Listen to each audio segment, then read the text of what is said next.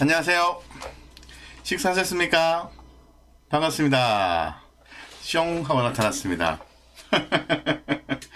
예, 오늘 어떠셨어요? 어제 말한 종목이 오늘 시초가에 플러스로 출발을 안 해가지고 좀 실망스러운 하루?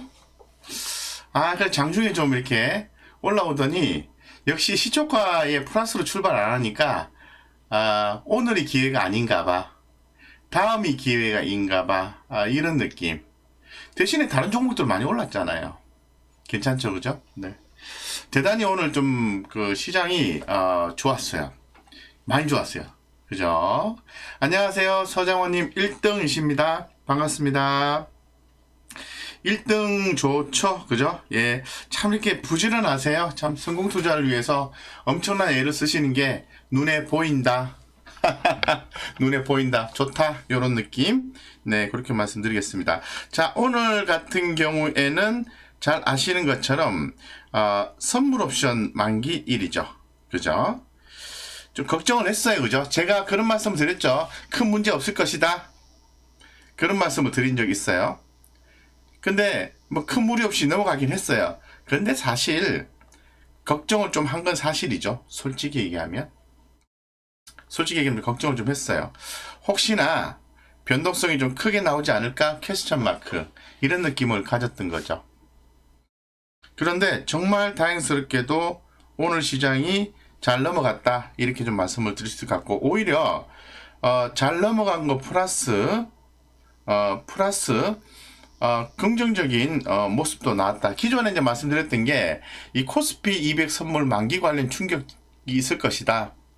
이런 말씀 드리면서 이 금융투자가 23,554계약 순매수 중인데 스프레드 매수가 19,423계약이고 만기까지 이틀간 추가 매수 가능성이 높으므로 대부분 포지션이 롤오버 될 것으로 전망합니다. 그래서 만기 충격 제한적 예상입니다. 라고 기존에 설명을 드리고 싶었어요. 근데 우리가 그 주식도 잘 아시고 선물 옵션도 잘 아시고 그런 분들이 많이 있는 반면에 잘 모르시는 분들이 있어서 이해 편의를 위해서 괜찮습니다. 이렇게 말씀드렸어요. 예, 코스피 200 선물 만기 관련 충격 제한적입니다. 괜찮습니다.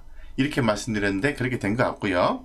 자, 두 번째는 미니 선물 관련 충격도 제한적이고 3월 만기 후 LP가 종료가 된다. 이 LP라는 것은 유동성 공급자를 얘기하는 겁니다. 무슨 말이냐면은 이 코스피 200 미니 선물과 관련해서 금융투자 2월 만기 후에 누적으로 5,190계약 순매수 금액으로 환산하면 약 1천억 정도가 돼요. 이 매수세가 유입될 수 있는 수준으로 시장에 충격을 줄 정도는 아니다라고 이제 분석을 하면서 3월 만기, 지금 3월이잖아요. 3월 만기 이후에 미니 선물 유동성 공급자, 아까 LP라고 그랬죠. LP가 없어져요. 그래서 시장이 유동성이 공급된다는 것은 사고 파는 사람이 없다는 거잖아요. 그러니까 시장 위축이 되는 거고, 이 부분이 외국인의 미니 선물 포지션에 영향을 간접적으로 미치는 거고, 주식 시장에 영향을 주는 모습도 모습도 좀 줄어들 전망이다. 이런 복잡한 얘기를 하고 싶었어요. 근데 이해를 못 하시는 분들이 계셔서, 예, 미니 선물 관련 충격도 제한적이고 3월에 뭐 만기 후 LP 종류가 있긴 한데요. 큰 문제 없을 것 같아요. 이렇게 말씀드렸어요. 자, 세 번째는 뭘 쓰냐면 주식 선물 관련한 수급이 있습니다. 기관이 약 3천억 매물 출의 전망이다 라고 말씀드리면서 복잡하게 말씀을 드리고 싶었어요. 하지만 괜찮다 이렇게 말씀드렸죠. 결론적으로 괜찮으면 되는 거죠. 그러니까 제가 무슨 말씀을 이렇게 길게 말씀을 드리려고 하냐면 결론이 중요한 거예요. 중간에 어쩌고 저쩌고 해가지고 그렇다. 결론이 뭐냐? 잘 넘어갔다. 그럼 우리 시장이 지금 현재 견딜만 하냐? 견딜만 하다. 그러면 되는 거예요. 거기서 우리가 큰 흐름을 따라가야죠. 큰 흐름 속에서 작은 흐름을 찾아내야 되는 거죠. 작은 흐름 속에서 종목을 찾아내야 되는 거죠. 그죠? 그거를 우리가 지금 진행하고 있다라고 말씀을 드리겠습니다. 오늘의 마이너스가 내일의 급등으로 인해서 큰 수익이 될 수도 있는 거죠. 그거 누가 알겠습니까? 아무도 모릅니다. 그죠? 딸기우유님 안녕하세요. 딸기우유. 딸기우유 맛있다. 예, MSP님. MSG는 알겠는데 MSP님 오늘만 같았으면 내일은 좀 안 그럴걸요? 오늘은 좀 내일 만약의 날이라서 수급적인 요소가 좀 여러 가지로 작용을 한 부분이 있습니다. 있기 때문에 이제 지수를 보시면 이렇게 정말 다행스러운 것은 60일선에서 지지가 나왔다라는 게 좋아 보이긴 합니다. 하지만 내일도 그러할 건지 대해서는 내일로 가봐야 돼요. 네. 그래서 아직까지 뭐 좋은 건 좋은 거니까 좋게 보시죠. 그렇죠? 예, 좋게 보시고. 자, 잊으신 분들 좋아요 누르시고 시청해요. 아, 너무 좋다. 팬큐님 감사합니다. 네. 좋아요 좋죠. 좋아요를 눌러주셔야 다른 분들도 퀄리티 있는 방송을 들으시죠. 좋네요. 그죠? 아침에 하나기술 째려보다, 네네, 말씀하셨고, 네, 반갑습니다. 네, 오늘은 조용히 방송에만 집중하겠습니다. 감사합니다. 반갑습니다. 장소는 변해도 마음은 변하시면 안 돼요. 감사합니다. 네. 쿠팡 상장. 너무 좋더라, 오늘. 근데 뭐, 다 상장 끝난 거지, 뭐. 그것도 따라가요, 동방을. 대우건설 공시가 나왔나요? 한번 좀 이따가 한번 살펴보시도록 하겠습니다. 어쨌건 시장 전반적으로 좋았다. 그래서, 곽 부장도 기분 좋고, 우리 또 구독자님들도 기분 좋다. 이렇게 말씀드리겠습니다. 뭐, 시황 더 이상 말할 필요가 있나요? 예, 그래서 지금 현재 시장은 그게 미국 시장과 그리고 이 국내 시장 그리고 유럽 시장으로 이렇게 나눠져 있지 않습니까? 그죠? 전반적으로 지금 다들 뭐 좋아요. 예, 좋기 때문에 사실 뭐 내용상으로 보면은 코스닥, 코스피 제가 늘 말씀을 좀 드리고 있지 않습니까? 자, 코스닥 같은 경우는 오늘 좋지만은 지금 큰 그림으로 봤을 때는 매도 사인이라고 말씀드렸죠. 이 코스피 같은 경우는 코스닥도 마찬가지고. 근데 이 부분이 외형상으로 그런 거고, 내용상으로는 시장이 급락이 나올 만한 그러한 지금 상황은 아니에요. 나와서도 안 돼요. 그렇기 때문에 견딜만 하다라고 말씀드리고, 현재 지금 제가 지금 그 네이버 이거를 열어놓은 게 뭐냐면, 이게 네이버가 이제 뉴스가 실시간 올라오니까 조금 더 리얼하게 전달해 드릴 수 있어서 하는 건데, 어쨌든 아시아 마감은 미국의 부양책이 들어온 거죠. 예, 미국의 훈풍의 부양책이 들어오면서 상당히 긍정적인 부분들이 연출이 되었고요. 예, 그래서 지금 오늘이죠. 그 유럽 중앙은행의 통화정책 회의에서도 관련된 내용, 통화정책의 내용들이 예정이 되어 있기 때문에 지금 금리가 조금 안정이 됐어요. 국채 금리. 네, 좀 안정이 됐습니다. 그래서 좀 흐름을 좀 지켜보실 필요성이 있다라고 좀 말씀을 제가 드릴 수 있도록 그렇게 하겠습니다.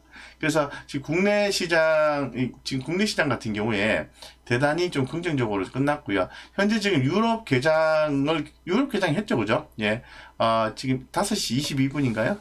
기사가 나왔는데, 지금 뭐 좋아요. 유럽 같은 경우에도 유럽 증시가 장초반 일제히 상승. 우리 시장은 이제는 어느 정도는 좀 조정이 좀 마무리돼 가고 있는 국면으로 좀 봐야 될 것 같아요. 이제는 좀 적극적인 마인드를 가지고 리스크 마인드보다는 수익의 마인드로 접근해야 될 것 같다. 그런 분위기 연출되고 있어요. 왜냐하면은 제가 미국 국채금리, 인플레 이거 계속 반복적으로 말씀을 드렸는데 이 부분이 좀 진정이 됐단 말이죠. 그것도 입찰 경쟁에서 뭐 만족할 만한 수준의 입찰 경쟁이 나온 건 아니지만 그래도 무난하게 잘 넘어갔다는 게 시장의 주 의견이고, 이 부분이 미국 시장에 반영이 되었고, 이 반영이 된 부분이 한국 시장에 반영이 되었고, 한국 시장에 반영된 부분이 유럽 시장에 반영이 되고 있는 거죠.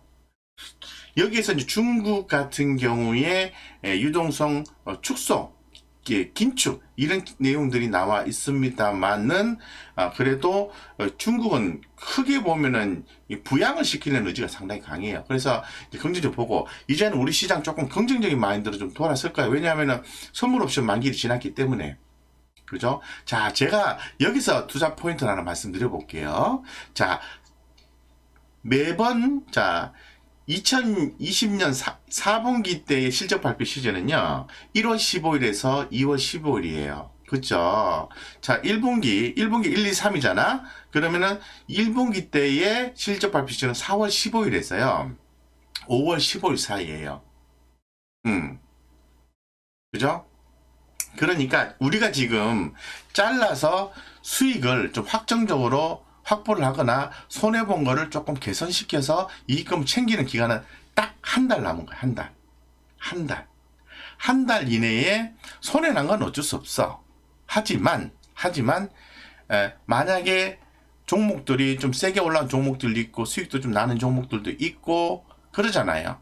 그런 거 올라오면은 일단 전망이 좋고 나쁨을 떠나서 일단 현금 확보를 하고 투자 전략을 좀 더 꼼꼼하게 짠다. 이런 게 좀 가시면 좋을 것 같아요. 그래서 제가 늘 말씀을 드린 것처럼 시장에 대해서 대응을 하셔야 돼요. 대응을 하시는데 믿으시면 안 돼요. 시장에 대해서. 현상에 대응을 해야 된다고. 아무리 좋은 내용이 있다 하더라도 현상이 현재 상황이 나쁘게 연출이 되면은 그게 이유가 있는 거거든요. 거기에 생각을 집중을 하셔야 돼요. 아시겠죠? 네. 그래서 해보겠습니다. 우리가 이제 투자 포인트를 좀 찾아가셔야 돼요. 항상 새로운 주인공이 나타나고 있는 거죠. 그 주인공들을 따라서 나의 포트는 계속해서 변경을 시켜가야 되고, 큰 그림이 어떤 그림인가를 보셔야 돼요. 큰 그림 속에서 우리의 투자의 답이 있다. 그리고 아무리 좋은 내용을 많이 얘기한다 하더라도 결론적으로는 선택과 집중을 해야 되는 거잖아요. 좋은 얘기 아무나 다 잘할 수 있어요. 근데 선택과 집중을 수익을 남게 되기 때문에 결국은 하나에 집중해야 되는 거죠. 자, 풍문 보도에 대한 해명이 나왔는데 대우건설의 매각 추진 관련해서 얘기가 좀 나왔었는데 이 부분에 대해서 진행 중인 바가 없다고 하는데요. 네. 자, 매각의 이슈가 나오게 되면 이건 호재로 받아들입니다. 왜 호재일까요? 그거는 기업의 스토리에서 찾아볼 수 있습니다. 내용에서 찾아볼 수가 있습니다. 자, 대우건설은 과거에 이제 부실 기업이었죠. 그죠? 부실 기업이었습니다. 이 재무제표 자체로 봐서는 부실 기업이 아니에요. 근데 저는 그렇게 예전에 대우건설이니까 그래서 이게 지금 볼게요. 여기 보시면 여기는 안 나오는구나. 제가 말씀드린 내용 예전 얘기니까 뺄게요. 예, 뺄게요. 예. 그러니까 M&A 이슈, 이제 매각 이슈는 이제 그런 거죠. 아무래도 누군가가 좀 재무적으로 탄탄하고 뒷배가 돼줄 수 있는 사업의 어떤 뒷배경이 돼줄 수 있는 기업이 인수를 한다고 하면은 그거는 뭐 서로 가격 경쟁이 나올 수 있는 거니까 좋은 건데 확정된 바가 없다고 하네요. 그래서 여기에 너무 생각을 집중하셔서 대우건설의 투자 포인트를 잡는 것은 아니다라고 말씀드리고, 예. 하지만 이렇게 한번 크게 흐름이 나왔을 때는 지켜보실 필요가 있어요. 예. 무슨 내용이 있어도 있을 가능성이 있어요. 지켜만 보시면 될 것 같습니다. 그렇게 보시면 될 것 같고요. 그래서 내용들을 한번 좀 살펴보겠습니다. 좀 정리한 내용들 살펴볼게요. 자, 오늘 같은 경우에는 외국인 현선물의 순매수세 유입에 의해서 미국, 한국 시장 급반등을 했고요.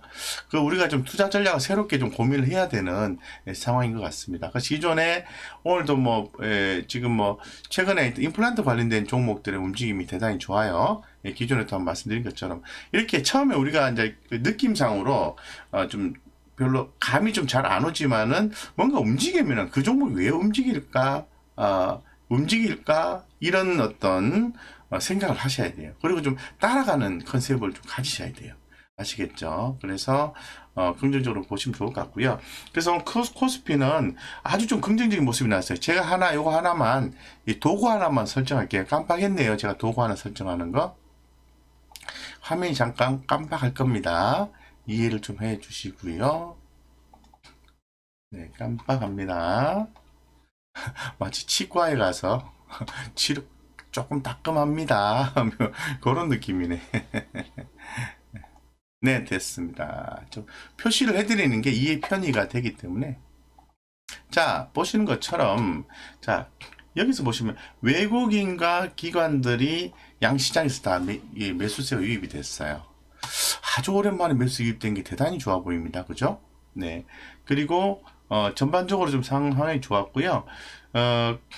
아무래도 이제 물가라든 상승, 부담 완화 풀이 이런 걸 좀 봐야 되겠죠. 그래서 그동안에 조금 주춤했던 종목들 오늘 좀 세게 올라와주는 그런 모습이 연출됐고요. 화학 섹터라든가 이런 종목들, 2차 전지 섹터 이런 종목들 제가 그 말씀드렸죠. 제가 그 2차 전지 섹터 새롭게 올라오네요. 이거 좀 봐야 될 것 같은데 근데 A, B, C, D, E, F, G가 다 있는데 그 중에서 일단 대장주인 3개만 봅시다. LG화학 그리고 SK이노베이션 그리고 하나 더 뭐 있죠? 삼성 SDI 생각이 안 나노. 자, 그 중에서 가장 먼저 움직임이 보여주고 있는 LG화학을 보시죠 라고 했는데 오늘 공략하셨으면 또 수익이 나셨겠다. 그죠? 그러니까 판단이 나쁘지 않아요. 우리의 판단이. 근데 그 종목들이 우리 구독자님들이 들었을 때 귀에 쏙쏙 안 들어오는 종목이기 때문에 그 선택을 안 하시는 것 뿐이에요. 근데 조금 더 집중을 해서 큰 수익을 내기보다는 흐름을 잘 따라가시는 컨셉으로 진행한다면 충분히 수익을 낼 수 있는 종목들이 계속해서 추천주 아닌 관심주 아닌 종목들이 수익을 또 내주고 있다라고 언급하는 종목들이 수익을 또 내주고 있다라고 좀 말씀드리겠습니다. 자, 이 과정에서 시황은 좋은데 제 종목들은 다 파래요라고 문리카님이 말씀하셨는데 그렇다고 해서 지금 다 손해본 종목들 다 매도할 수는 없잖아요. 그런 종목들 잘 좀 기다리시고 있다가 추후에 좀 수익이 좀 플러스로 돌아서고 하면은 종목을 좀 하나씩 정리해서 재정비를 좀 하시는 게 바람직하고 그런 전략을 중장기로 좀 생각하시면서 진행하시는 게 바람직하다라고 좀 말씀을 드리도록 하겠습니다. 아시겠죠?